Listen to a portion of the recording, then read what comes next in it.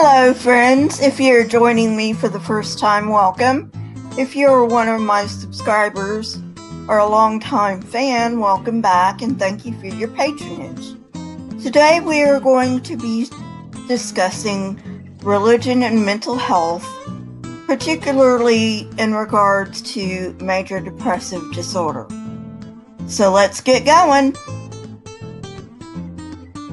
I talked about the diagnostic criteria of major depression in another episode.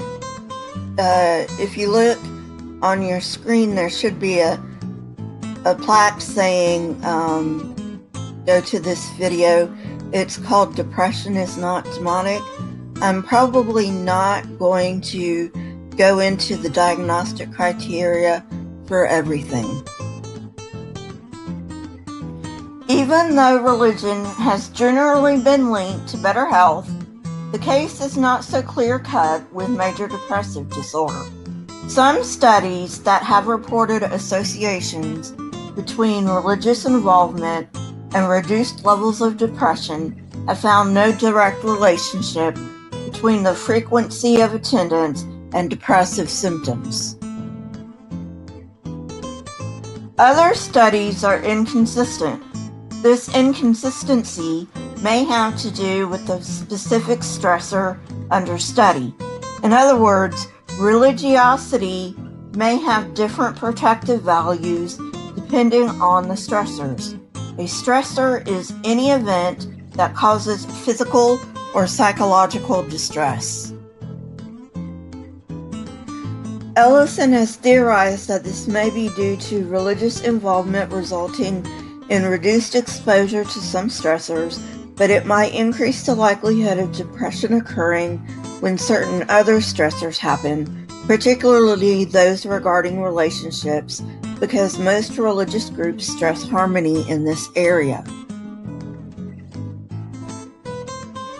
Findings that religiosity acts as a buffer between non-family stressors and depression might be explained due to the fact that it provides meaning for seemingly random events, plus the support that is provided when dealing with financial problems and illness.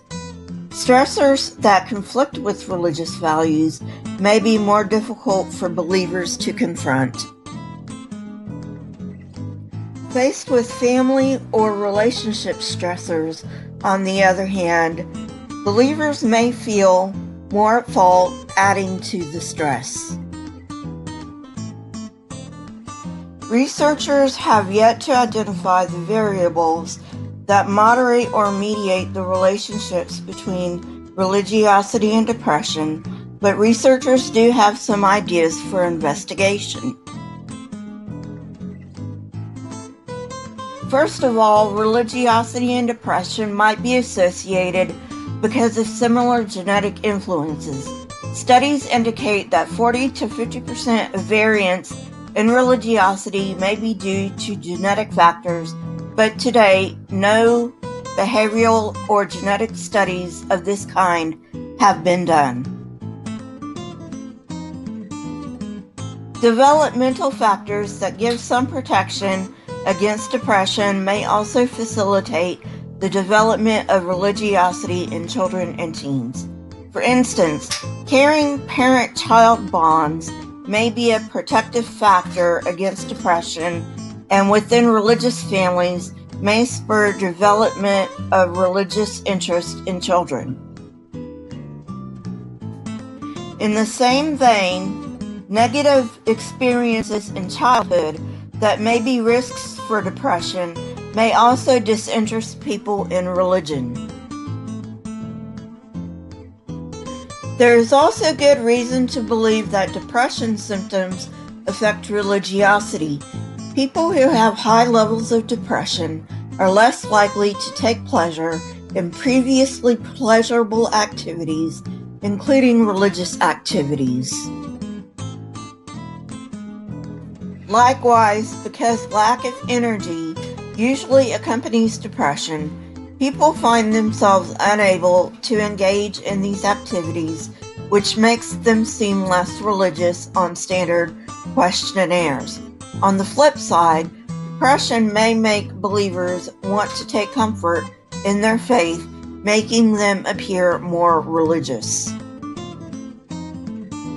Religion may also reduce vulnerability to depression through certain psychosocial variables, including but not limited to lower substance abuse, social support, appraisal of life events that reduces stress, and a variety of religious cognitions and behaviors for coping with stress.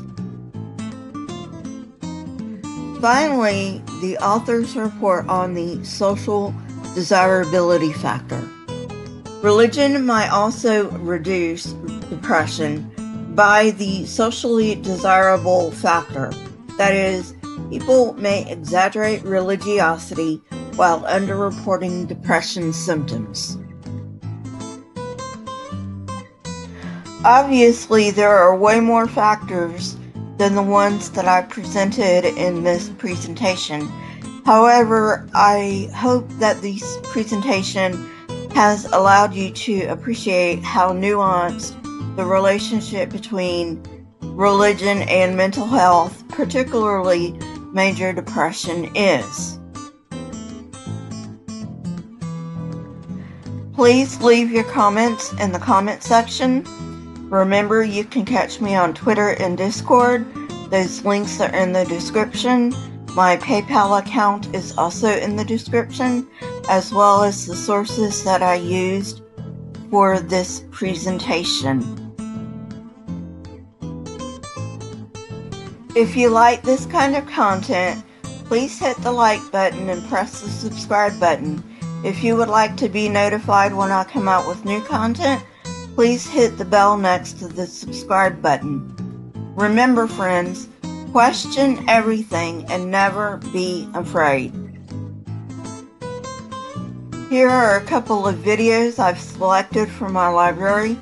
If you have not watched them, go ahead and watch them.